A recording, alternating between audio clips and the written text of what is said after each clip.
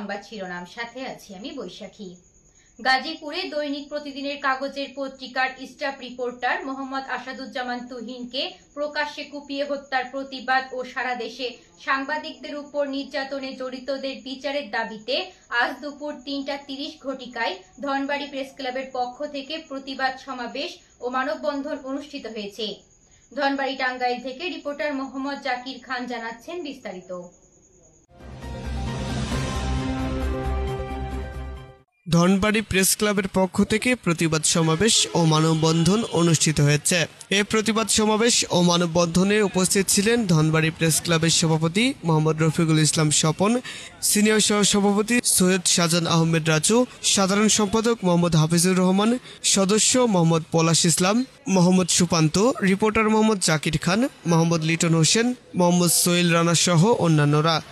অত্যন্ত দুঃখের সঙ্গে জানাচ্ছি যে সম্প্রতি গাজীপুরের সাংবাদিক তুহিন হত্যার যে নির্মম যে ঘটনাটি ঘটেছে, সেই লক্ষ্যে আমরা টাঙ্গাইলের ধনবাড়ী প্রেস ক্লাব থেকে ধনবাড়ির সকল সাংবাদিকবৃন্দ আমরা একযোগে এই হত্যাকারীদের দৃষ্টান্তমূলক বিচার দাবি করতেছি। সেই সাথে আর যেন বাংলার বুকে এই ধরনের কোনো হত্যাকাণ্ড এবং বিশেষ করে সাংবাদিকদের উপর যেন কোনো রকম জুলুম অত্যাচার হত্যাকাণ্ড না হয়। বক্তারা বলেন, অতি দ্রুত এই হত্যাকাণ্ডের সাথে জড়িতদের দ্রুত বিচার ট্রাইব্যুনালের মাধ্যমে বিচার করার দাবি জানানো হয়।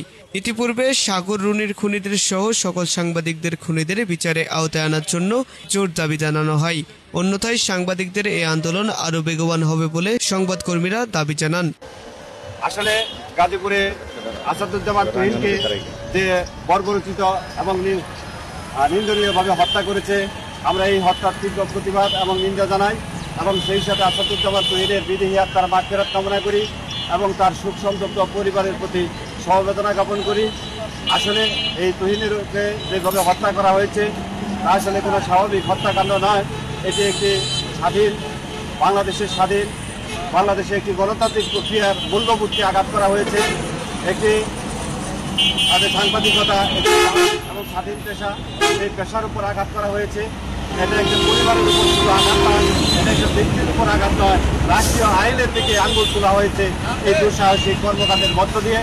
আমরা সাংবাদিকরা নিরাপত্তা চাই এবং এই রাষ্ট্রের কাছে নিরাপত্তার সকল ব্যবস্থা যতক্ষণ পর্যন্ত নিশ্চিত না হবে ততক্ষণ পর্যন্ত আমাদের সাংবাদিকদের এই আন্দোলন অব্যাহত থাকবে এবং আমরা এই আন্দোলন চালিয়ে যাব।